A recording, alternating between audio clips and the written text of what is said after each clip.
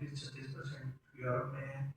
तो हमारे जब हम पढ़ते थे तो एक क्वेश्चन आता था कि एक यूरोपियन कोई आया इंडिया में, सब कुछ ठीक ठाक था बट ही फेंटेड, तो क्या कारण हो सकता है? तो वहाँ का डिग्री अगर देखें 10 डिग्री में था, यहाँ पे 25 डिग्री हो गया, तो वो फेंट हो गया, तो इसको हीट सिंपथी हो गई, है ना? तो इस तरह के जो रिकग्नाइज करना, एग्रीकल्चर में जो काम करते हैं हम लोग, तो वहाँ कॉमन है, बहुत कॉमन है। रोज का एक काम आदमी आदमी कोई ना कोई सिंपथी के साथ गिरा हुआ मिलता है उनको, पर उनको कुछ नहीं आता फर्स्ट एड में, वो उसको उठा के सिर्फ हॉस्पिटल लेके जाते हैं, जो कि वहाँ से हो सकता है आधा घंटा 1 घंटा लगे उसको। हम उसी समय जो फर्स्ट एड की आप बात कर रहे थे, उसको क्या करना है, कैसे करना है, तो वो इम्पोर्टेंट है हमारे लिए। तो इस तरह की बहुत छोटी छोटी चीज़ें जो वहाँ पे हम एड्रेस कर सकते हैं, तो ये सारी चीज़ें करने में उनको रेकग्नाइज कैसे करना है, क्योंकि बहुत देर तक डिनाइल रहता है सबके साथ कि मेरे को तो कुछ नहीं हो रहा है, शायद थोड़ी गर्मी बढ़ रही है इसलिए मेरे को ऐसा महसूस हो रहा है। तो वो कहाँ रेड फ्लैग करना है कि मेरे को अब इसके बाद हॉस्पिटल पहुंचना चाहिए या क्या करना चाहिए। तो जो यहाँ अगर हीट की पूरी वेरिएशन देखें तो हीट में सूजन शरीर में आने से, रैश आने से, खुजली शुरू हो जाती है, प्रिकली हीट जिसको हम हमारी बोलते हैं, वो आ जाती है।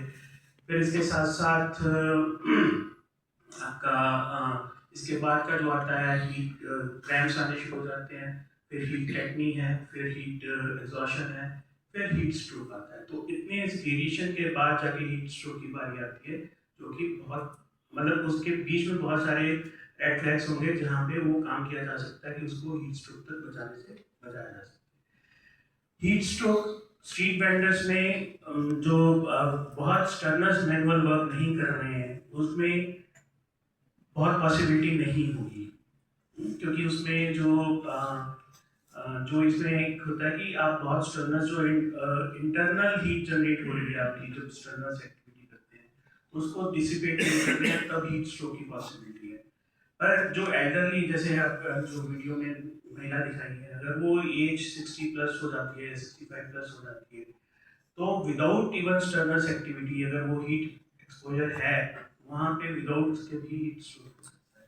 तो क्योंकि जो बैलेंस है हीट का, जो बॉडी जनरेट कर रही है अंदर मेटाबॉलिज्म से, और जो डिसिपेट हो रही है थ्रू स्वेटिंग या विंड ब्लो के साथ जो वहाँ पे हो रही है, तो इवन टेम्परेचर कम होगा पर ह्यूमिडिटी बहुत ज़्यादा होगी, उस दिन में वो खतरा ज़्यादा बढ़ जाएगा। तो इस तरह की बहुत सारी चीज़ें जो मेडिकली मतलब हम देख सकते हैं, तो उसको किया जा सकता है।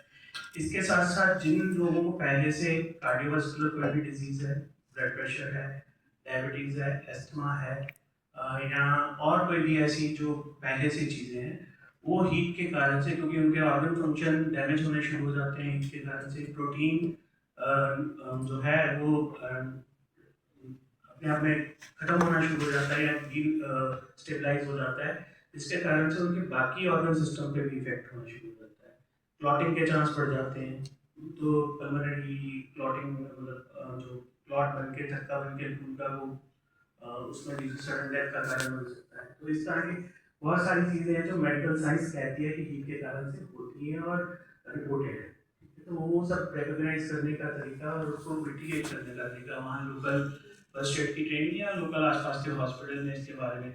और हीट स्ट्रोक अगर हो जाता है तो बहुत आसान नहीं है उसको ठीक करना, फर्टिलिटी रेट बहुत ज़्यादा है उसमें। कोल्ड वाटर इमर्शन एक थेरेपी है जिसमें आप उसको पूरे के पूरे ठंडे पानी में पूरी बॉडी को डाल देते हैं, या फिर आप उसको स्प्रे करते रहते हैं पानी से।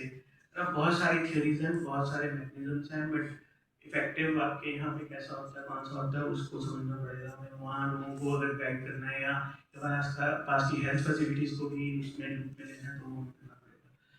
हीट में ट्रांसमिशन बाकी जो इन्फेक्शियस डिजीजेस की और बढ़ जाती है, डायरिया आपको ज़्यादा मिलेगा, टाइफाइड ज़्यादा मिलेगा, है ना? तो वो जो सर्वाइव करते हैं हीट में, जो इन्फेक्शियस बैक्टीरिया हैं, उनके तरफ भी हमें ध्यान देना होगा। तो ये सारी चीज़ें हैं जो एक हीट के कारण से असेस करके और उनको हमें कैसे मिटिगेट करना है, तो उसके लिए हमें कहीं ना कहीं जो आपने किया है इतना सारा काम, उसमें इंटीग्रेट करके उसको हम और बेहतर तरीके से पूरा उसको कर सकते हैं। Thank you.